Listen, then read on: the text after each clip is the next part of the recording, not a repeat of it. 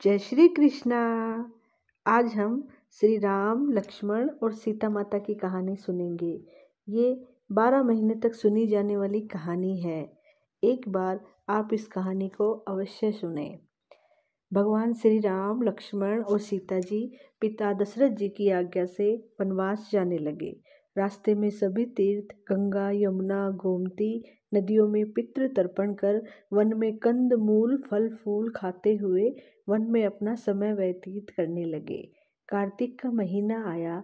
एकम के दिन लक्ष्मण जी ने राम जी की आज्ञा से फल फूल लाकर माँ सीता को दिए। तब माँ सीता ने 4 पत्तल परोसी। तब लक्ष्मण ने पूछा कि भाभी माँ, हम तो 3 हैं, फिर आपने 4 पत्तल क्यों परोसी? तब माँ सीता बोली कि 1 पत्तल मैंने गौ माता के लिए निकाली है। राम जी, लक्ष्मण जी गौ माता को पत्तल परोस के आ जाते हैं। तब राम जी ने पूछा, सीता जी आपने खाना शुरू क्यों नहीं किया? तब सीता माँ बोली, मेरे तो राम कथा सुनने का नियम है। राम कथा सुनने के बाद ही मैं फल ग्रहण करूँगी। तब राम जी बोले कि मुझे राम कथा सुना दो। लक्ष्मण जी बोले कि मुझे सुना दो। तब माँ सीता बोली कि औरत की बात औरत ही सुने।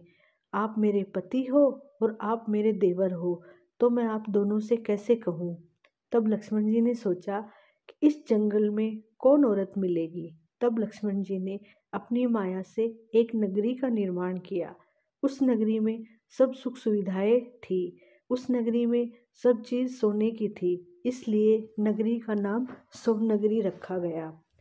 सभी नगर निवासियों को घमंड हो गया था। उस नगरी में कोई भी गरीब नहीं था।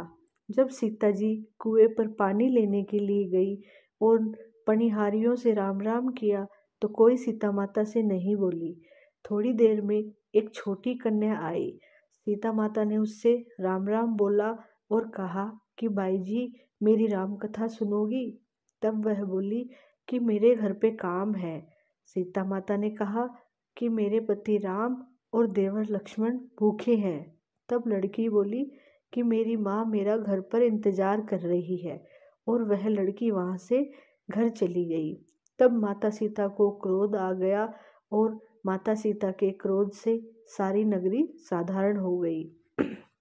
जब लड़की घर गई तो उसकी माँ उससे बोली कि यह क्या हो गया?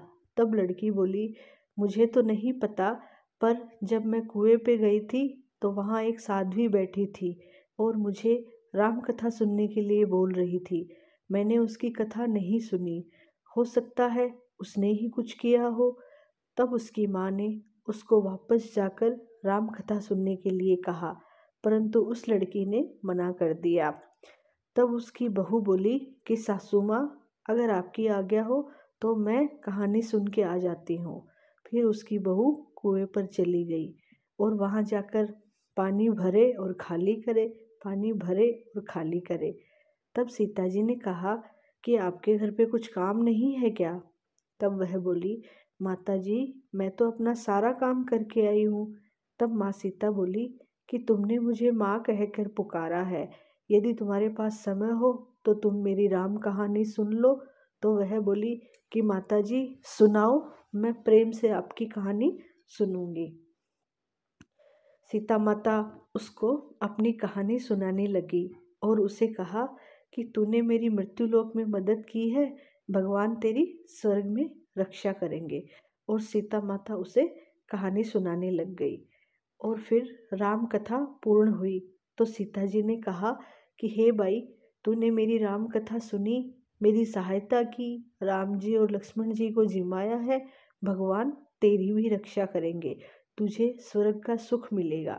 सीता माता ने उपहार स्वरूप उसे अपने गले का हार दे दिया। जब वह घर गई तो उसके मटका और सब चीज सोने की हो गए। उसकी सासू जी ने कहा कि तू यह सब कहाँ से लाई है? तो उसने कहा, मैं सीता माता से राम कथा सुन के आई हूँ और ये सब उसी का फल है। सासू जी ने कहा कि तुम प्रतिदिन जाकर राम कथा सुन के आया करो। उस बहू को राम कथा सुनते हुए बहुत दिन हो गए। तब उसने माँ सीता से पूछा कि इसका उद्यापन विधि बतलाओ।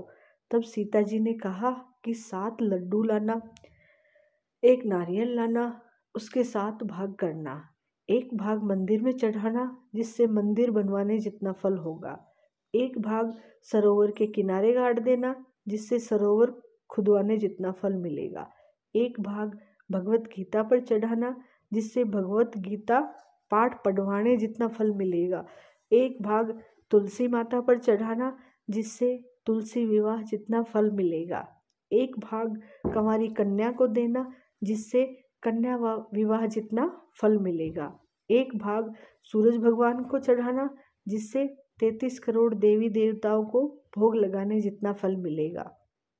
अब उसने विधि पूर्वक उद्यापन कर दिया और माता सीता के पास आई और बोला, माता मैंने विधि पूर्वक उद्यापन कर दिया है। अब सीता माता ने कहा, अब 7 दिन बाद तुम्हारे लिए वैकुंठ से विमान आएगा। 7 दिन पूरे हुए, विमान आया तो बहू ने सासू जी से कहा कि स्वर्ग से विमान आया है। तब सासू जी ने कहा, बहू तेरे ससुर जी को और मुझे भी ले चल, तेरे माता पिता को भी ले चल, सारे कुटुंब परिवार को ले चल, अड़ोसी पड़ोसी को ले चल। और बहू ने सबको बिठा लिया, पर फिर भी विमान खाली था। थोड़ी देर में उसकी ननद आई और उसको देखते ही देखते विमान भर गया। तब बहू ने कहा, माँ सीता ननद बाईसा को भी बिठा लो। पर सीता माँ ने कहा, नहीं, इसने कभी कोई धर्म पुण्य नहीं किया है। तब बहू ने कहा, बाईसा आप पहले कार्तिक मास में राम लक्ष्मण की कथा सुनना, उसके बाद आपके लिए वैकुंठ से विमान आएगा। गांव के सभी लोग एकत्रित हो गए और पूछने लगे कि बहू तूने ऐसा कौन सा धर्म पुण्य किया, भगवत गीता के पाठ किए, हमें भी बताओ। तब बहू ने कहा, मैंने तो माता सीता से प्रतिदिन राम कथा सुनी और नियम से उद्यापन किया। तब समस्त ग्रामीण राम कथा सुनने की जिद करने लगे। तब बाई राम कथा कहने लगी और सब नर नारी सुनने लगे। राम कथा संपूर्ण होते ही समस्त नगरी सोने की हो गई। बाई ने कहा, जो कोई राम कथा सुनेगा उसको मेरे समान ही फल मिलेगा। सब राम लक्ष्मण की जय जयकार करने लगे और विमान स्वर्ग में चला गया। 7 स्वर्ग के दरवाजे खुल गए। पहले द्वार पर नाग देवता, समस्त देवी देवता पुष्प वर्षा करने लगे।